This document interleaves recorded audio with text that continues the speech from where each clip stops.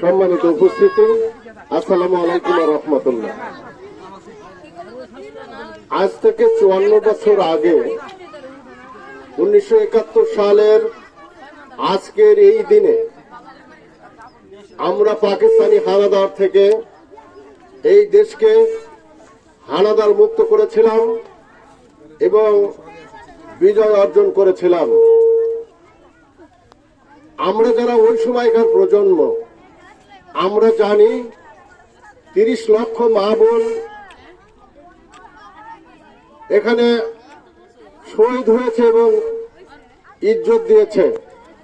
সেই 30 লক্ষ মা বোন এবং শহীদদের রক্তের বিনিময়ে আমরা যে এই দেশ স্বাধীন করেছিলাম 9 মাসের রক্তক্ষয়ী যুদ্ধের মাধ্যমে, সেই দিনটাকে বর্তমান প্রজন্মকে জানিয়ে দেওয়ার উদ্দেশ্যে আমরা এই ক্ষুদ্র আয়োজন করেছি।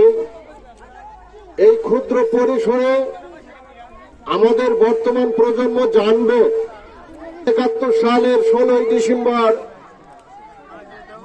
আমরা পরাধীনতার শৃঙ্খল ভেঙে নতুন একটি পতাকা, নতুন একটি মানচিত্র আমরা এই দেশে এনেছি।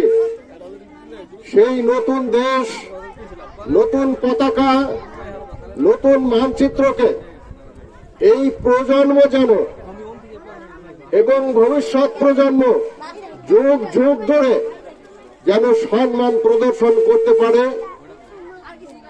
তারই ক্ষুদ্র প্রচেষ্টা আজকে আমাদের এই আয়োজন। আমরা অনেকেই একা জানি, সেটা খুব কম। আমরা পলিয়েছি, স্কুলেও যাই না তখন। আর 71-এর যুদ্ধ, তাহলে কয় বছর? এই মাঝখানে 3-4 বছর বয়স আমারও ছিল। আমরা শুধু দেখেছি। আমাদের এখানে আমরা ভয়ে থরথর করে কেঁপেছি। আমরা এই গ্রাম ছেড়ে মাঝে মাঝেই পলায়ন করেছি। বর্ষা মাস, সে পানি ভেঙে পানার বুড়ির উপরে আমাকে দাঁড় করিয়ে রেখেছিল। আল্লাহ পাক তাকে জান্নাতবাসী করুক। সে মারা গেছে, তখন সে মারা গেছে। এই গৌরবময় বিজয় মানুষ অর্জন করতে পারে নাই।